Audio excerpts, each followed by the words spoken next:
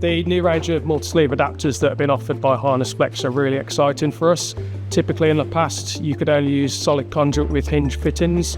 If you ever tried to use split conduit or an open sleeving, it would just simply fall out. So this new adapter comes in two variants, the MSA, which you have to slot in first, and then the MSAR, which is a retrofit solution, which is really exciting for us. It means we can use self-closing sleeving, braided sleeving, heat shrink and many others with hinge fittings which we couldn't use before.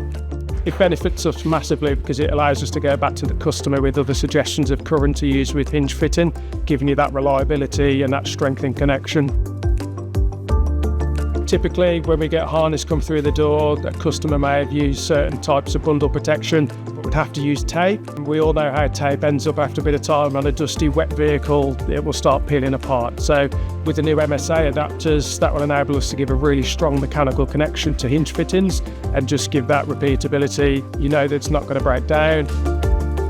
We like the Harnessflex range of products because it is so vast, offering various different interconnects for back shells, T-pieces, all the other hinge fittings are really good, definitely market-leading products. They are robust and offer good serviceability, really easy to pop open fixtures, make a change, pop it back on and then back out into the fields.